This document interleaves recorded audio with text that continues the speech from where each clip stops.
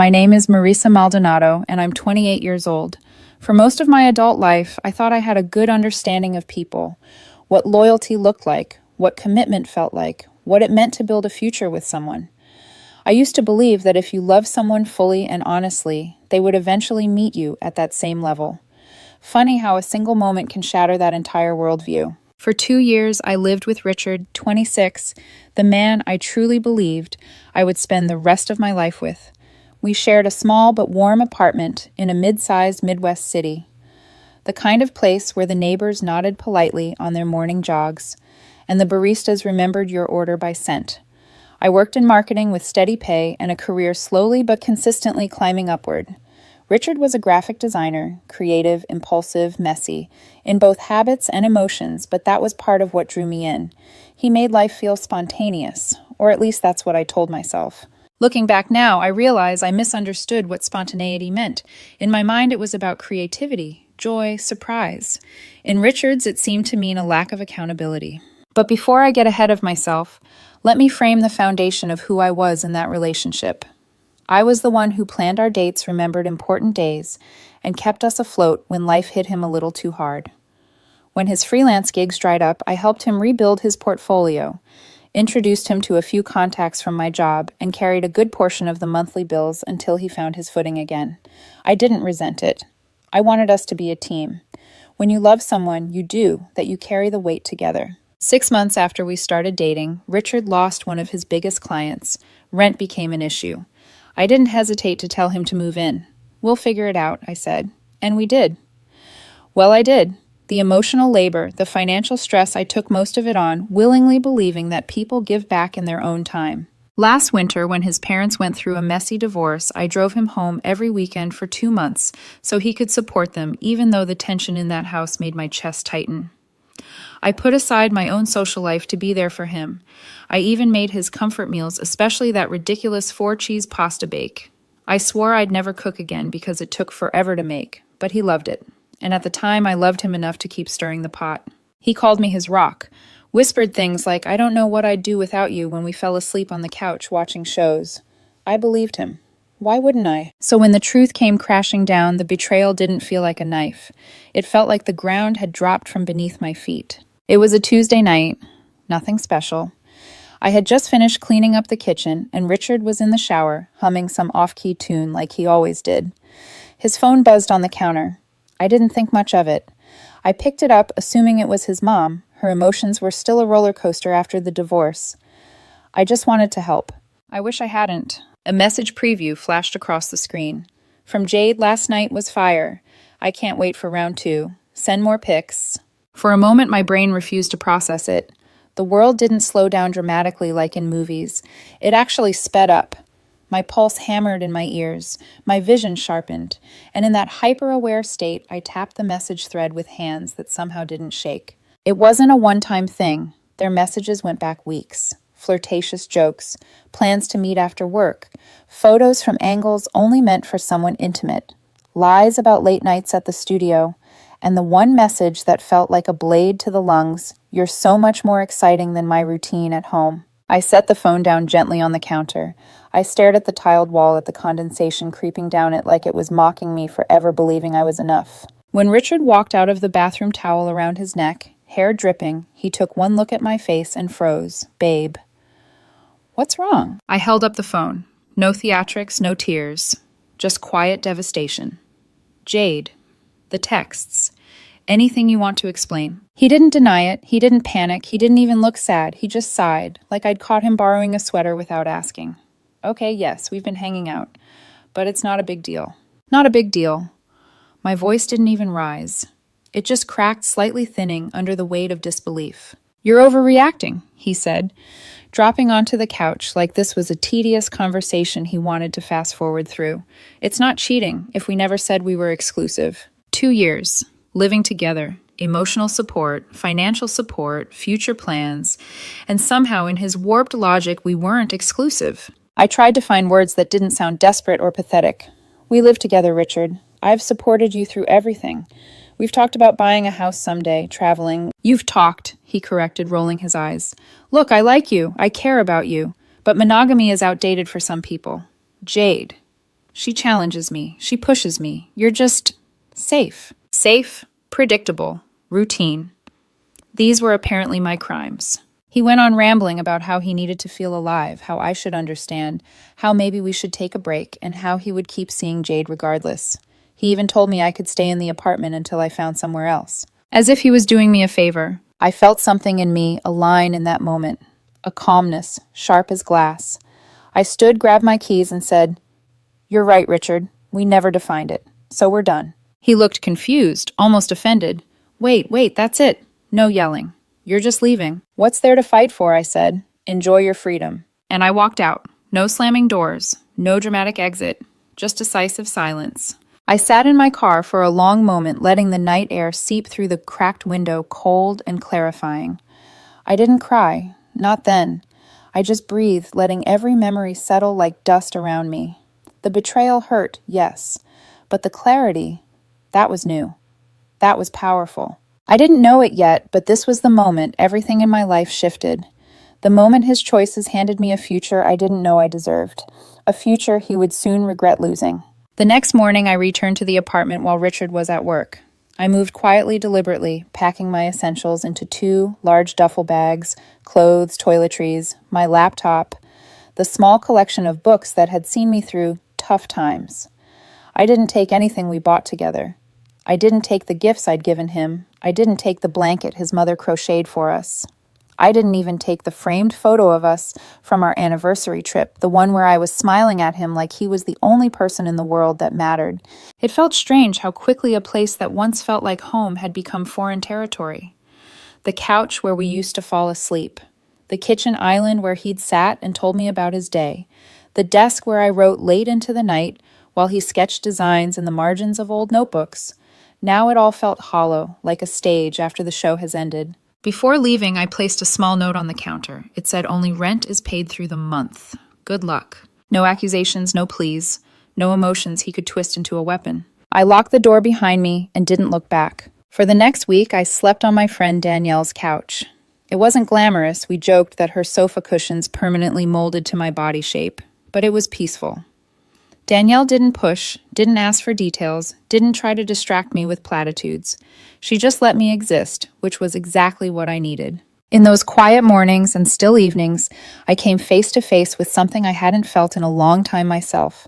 My routines had always revolved around Richard, his moods, his schedule, his stressors. Now, for the first time in years, I woke up thinking about my own life without calculating how it would affect someone else's. I started running again after months of neglecting it. I'd forgotten how freeing it felt to run with nothing but music and my breath filling the cold morning air. I returned to journaling. Something I used to love before my mental space was consumed by managing Richard's turmoil. Slowly, painfully, I felt pieces of myself returning. I threw myself into work too. Marketing had always been something I excelled at, seeing the bigger picture, finding the story behind the numbers, understanding people's motivations. My boss noticed the shift. My focus sharpened. My ideas became bolder.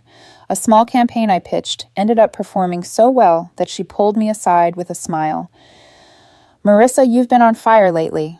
By the end of the month, I'd secured a modest promotion. Not life-changing money, but validating. A reminder that I was capable beyond the boundaries of a relationship that drained me. Meanwhile, Richard and I didn't speak. For 2 weeks, I didn't receive a single text or call from him. At first, that silence felt like an insult, as if our years together were something he could shrug off the way he had dismissed exclusivity. But then I realized I didn't want to hear from him.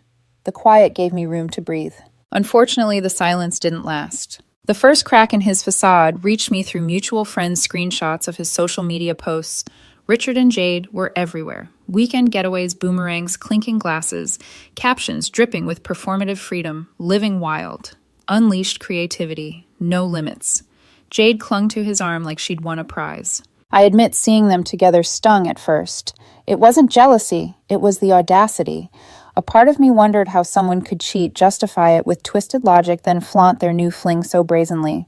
It felt disrespectful not just to me, but to every moment we'd shared. But as I studied the photos, something felt off. His smile didn't reach his eyes. His energy looked forced, like he was trying to convince himself he was happy. Still, I didn't react. I deleted social media apps. I went offline. I chose peace over voyeurism. And that's exactly when life started shifting in a way neither of us saw coming. It began with a message from his parents. I had grown close to them during their divorce turmoil, especially his mother, who once told me, "You're the calm we needed, sweetheart." When they called to invite me to their anniversary dinner, I hesitated. It felt strange, like trespassing on a part of their life I no longer belonged to. But his father said, "Marissa, you've been family to us. That doesn't just disappear." So I went. That night, everything felt different. The room was warm, filled with laughter and clinking utensils. His parents hugged me as if nothing had changed.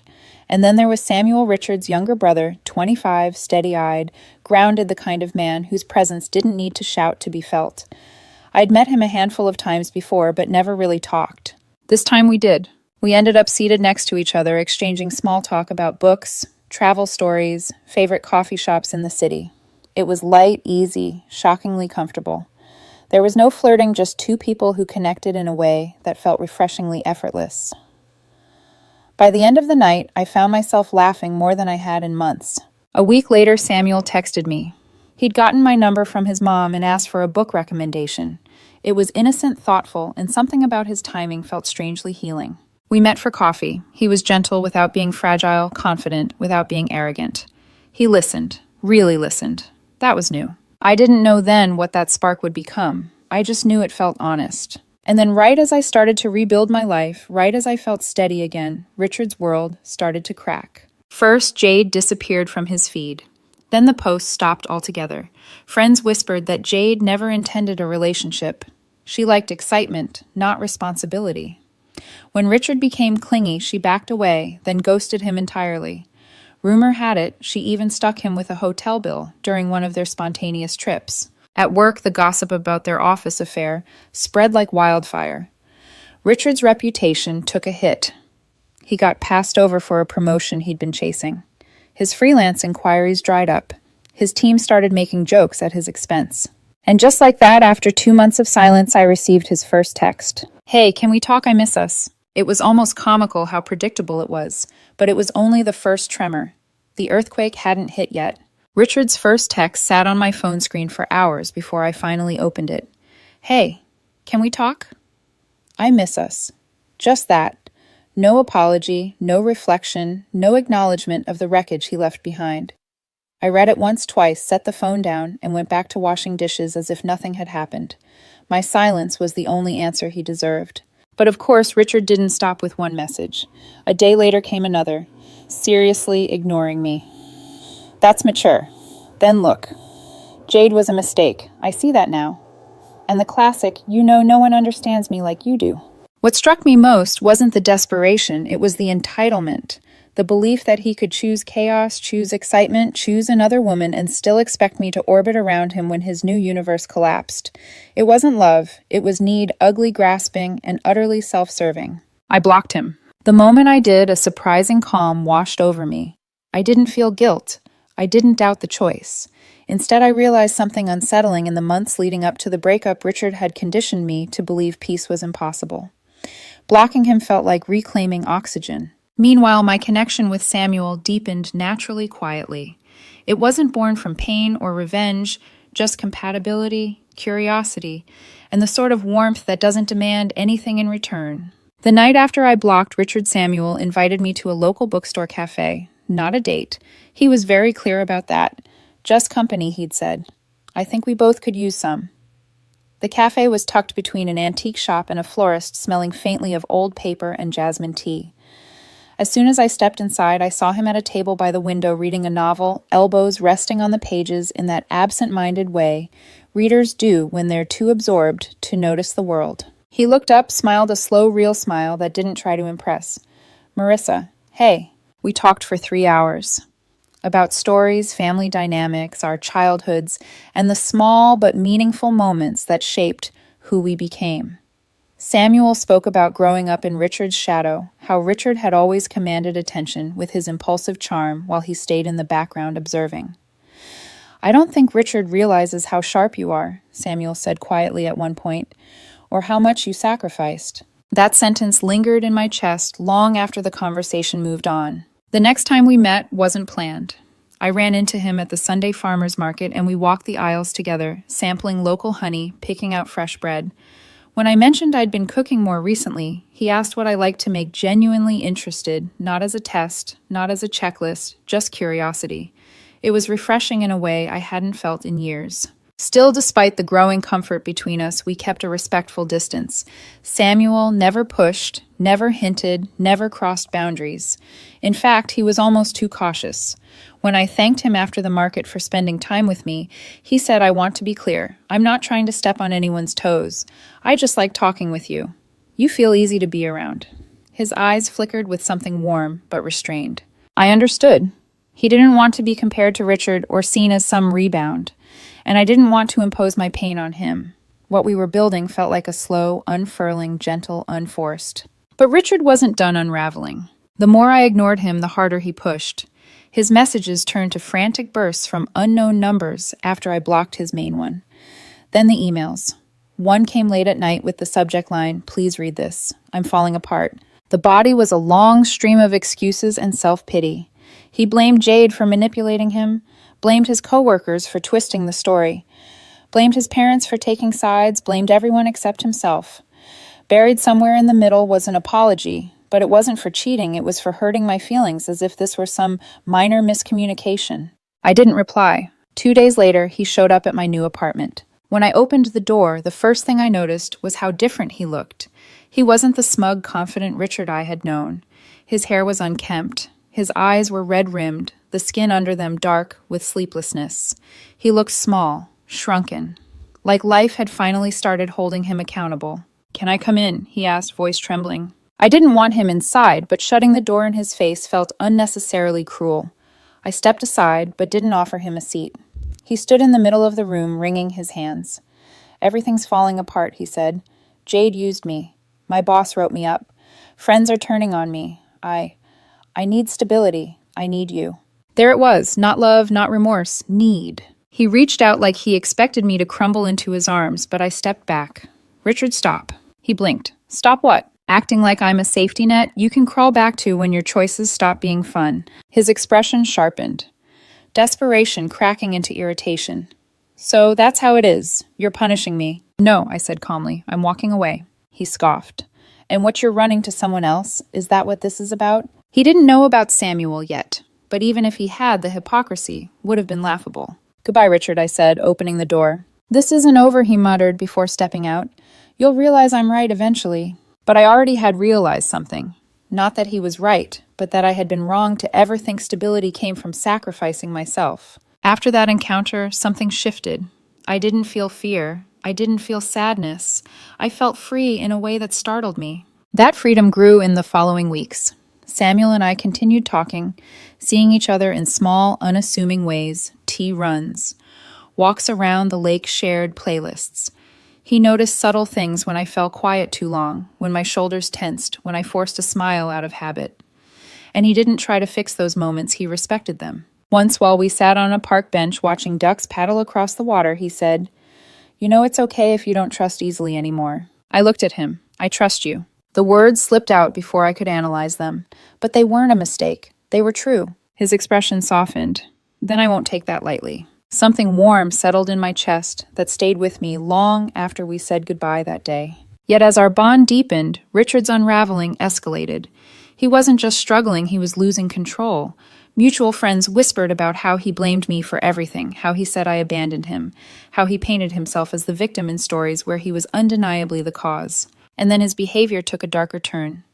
Emotional manipulation, disguised as vulnerability. Messages from his friends telling me to stop being petty. Even one call from his mother, begging me to hear him out. But things had changed. Richard's mother didn't know the whole story yet.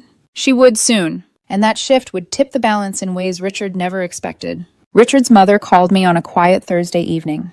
I was sitting on my couch, wrapped in a blanket, reading one of the books Samuel had recommended, something about introspection and childhood wounds. The phone buzzed, and when I saw her name, I hesitated. She had always been kind to me, grounding even, but the idea of getting pulled back into Richard's orbit made my stomach tighten. Still, I answered. "Marissa," her voice trembled. "Sweetheart, I need to ask something." She paused, breath unsteady, and I knew she'd been crying. Richard's not doing well. He told me some things, and I don't know what to believe. There it was. What did he tell you? I asked, keeping my tone neutral. That you abandoned him, she whispered. That you left without a word during his hardest time. That you moved on with someone else before things were even over. I know you, Marissa. None of that sounded like you. But he's my son. I took a slow breath, letting the weight settle before responding.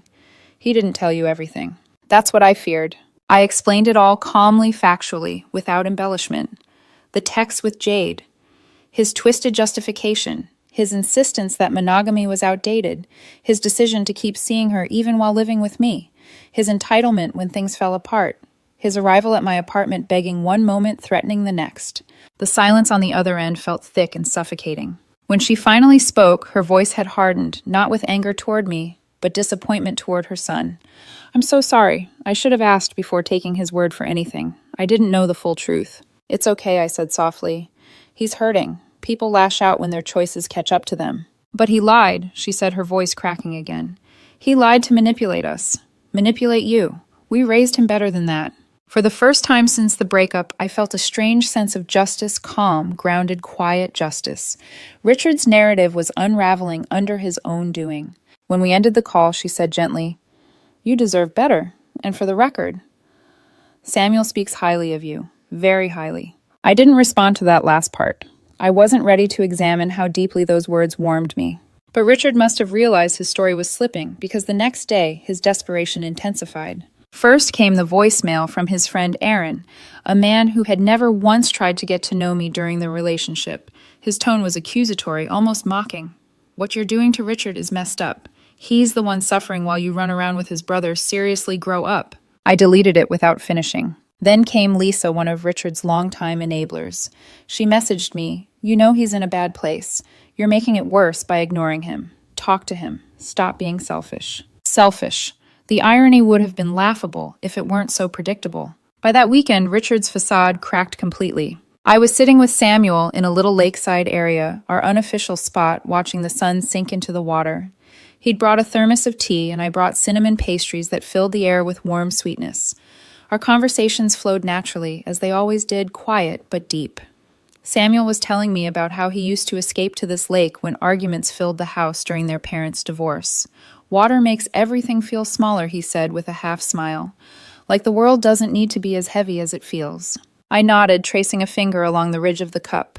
I wish I'd known this place sooner. You know it now, he said gently. That's enough. It was in that moment, warm, serene, peaceful, that my phone buzzed with a number I didn't recognize. I ignored it. Then another text came in. Then another. Then a call.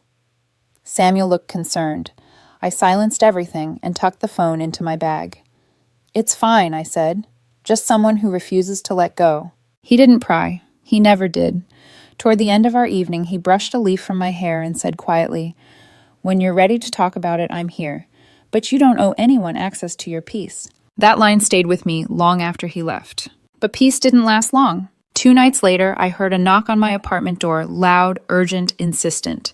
For a second, I considered not answering, but something in my gut told me who it was. I opened the door just a crack. Richard stood there, unshaven, eyes bloodshot, hair disheveled, clothes wrinkled like he'd slept at a bus stop. His gaze darted around the hallway as if he expected an audience. Why are you ignoring me? He demanded, stepping closer. I blocked his entrance. Because there's nothing left to say. Stop acting like you're the victim, he sneered. You think you're better than me. Because you got a promotion. Because my family likes you more. My worth isn't a competition, I said quietly. He laughed, a short, ugly sound. Right. Then explain why my own mother called you before me. Why Samuel, my brother, is suddenly your little emotional support pet. The venom in his voice startled me more than the words themselves. This isn't about Samuel, I said, meeting his gaze. It's about you, and the choices you made. Oh, please, he spat. You and Samuel. That's disgusting. You're doing this to hurt me, to humiliate me. You think I can't see that. Samuel has nothing to do with your cheating, I said firmly. And he's not a weapon. You lost the right to dictate my life the moment you chose someone else. For a split second, something cracked behind his eyes, a flicker of vulnerability, but it disappeared beneath anger. You think you're better now. But Samuel doesn't know the real you. He will. And when he does, he'll leave just like everyone, and you'll come crawling back. I opened the door wider and gestured for him to go, not in aggression, but dismissal. Quiet, resolute dismissal. He stepped back, breathing hard. "This isn't over," he whispered. "It is," I said, and I closed the door. The moment the latch clicked, everything inside me unclenched. For the first time since the breakup, I felt the full power of my own boundaries. That night, Samuel texted to ask if I made it home safe from our walk. I stared at his message for a long moment before replying, "Yes, thank you." What I didn't tell him yet was that his presence had become a kind of safety I'd never experienced. Not possession, not dependency, just knowing someone saw me clearly without expecting me to break myself for their comfort. But Richard wasn't done spiraling, and the real confrontation, the one that would expose everything, was still coming. Thanksgiving that year carried a strange heaviness in the air, as if everyone sensed a storm circling, but couldn't predict where it would strike. Richard's parents had invited me weeks earlier. I hesitated at first. It felt complicated, almost intrusive, but his father insisted. "Marissa, you've been more family to us than you realize. We want you there." And then more pointedly, "We'll speak to Richard. He won't cause trouble." But deep down, I knew that wasn't a promise anyone could guarantee. Samuel offered to pick me up that morning. When he arrived, he wore a dark blue sweater that brought out the warmth in his eyes, and his hair was slightly mussed from the wind. He gave me a soft smile, gentle but grounding. "Ready?" he asked, holding out his hand. I took it without hesitation. At the house, autumn. Decorations filled the walls. Burnt orange wreaths, plaid napkins. The smell of cinnamon drifting through the hallway. Richard's mother hugged me tightly, whispering, "I'm so glad you're here." She turned to Samuel with equal warmth but less desperation. I could feel the imbalance. She trusted him. She depended on him.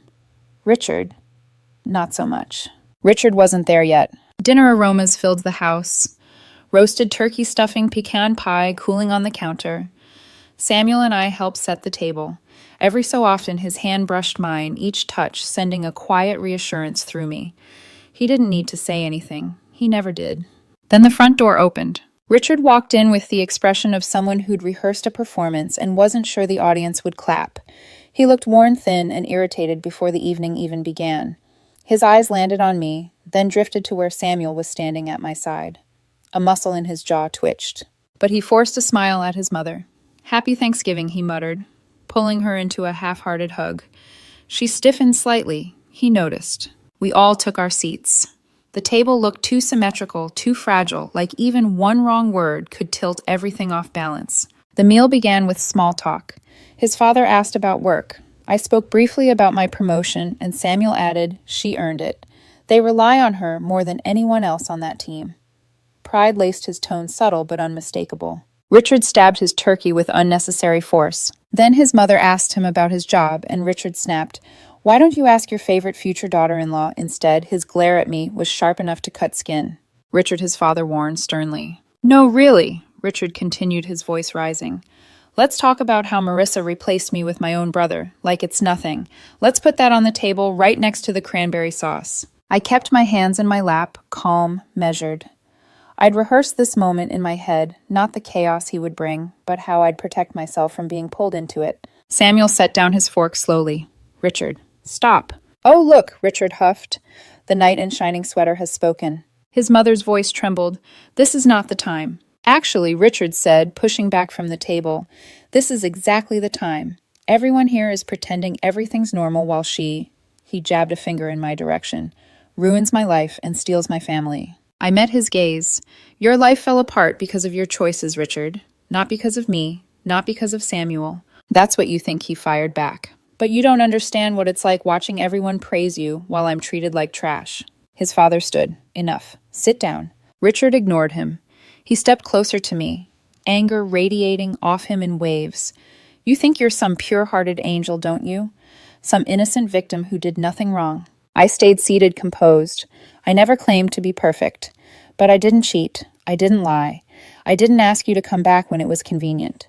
"That's not fair," he snapped. "Neither was telling me we weren't exclusive after 2 years of living together," I said quietly. "Neither was blaming me when your fling didn't work out. Neither was showing up at my apartment demanding that I fix the consequences of your actions." The room went silent. Even the hum of the dishwasher seemed to pause. Then Richard's tone shifted from loud and angry to low and wounded. I loved you, Marissa, he said, eyes glossy. I loved what we had. I messed up, but don't I deserve another chance? Something inside me softened for a moment. Not sympathy, just recognition. This wasn't the confident, charismatic man I once knew. This was a boy lost in the ruins he created, grasping at anything familiar. But his pain wasn't mine to fix. You loved the comfort I gave you, I said softly. But you didn't love me enough to choose me. You wanted stability without commitment, excitement without consequences, freedom without honesty. You can't have all of that and expect me to stay. He swallowed hard, resentment flooding back in to replace vulnerability. So that's it. You've chosen Samuel. Samuel spoke before I could. She didn't choose me. She chose herself. Richard let out a humorless laugh. Right. Keep telling yourselves that. His mother finally broke. Richard, she said, voice sharp with long suppressed disappointment. You created this mess. Marissa has shown more respect and maturity than you have in years. And Samuel, he's been helping us hold this family together while you burn every bridge you touch. He whipped around stunned. It was the first time I had ever seen her stand firmly against him. His father added, We warned you not to make this dinner uncomfortable. If you can't behave, you need to leave. Richard looked around the room at the family. He expected to defend him, at the brother he thought he was better than at the woman he assumed would always be within reach. But none of them were with him anymore. That's how it is, he said, voice breaking. Okay, fine. He grabbed his coat, shot one last wounded glare at me, and stormed out. The door slammed behind him, rattling the decor on the walls. The silence afterward was heavy but not chaotic, not painful, just final. His mother wiped her eyes. I'm sorry you were dragged into this, she said. You have nothing to apologize for, I replied gently. Samuel's hand brushed mine under the table, steady and reassuring. I didn't pull away. Dinner continued slowly. Then came pie, then soft laughter returning in cautious waves. Healing wasn't instant, but it had begun.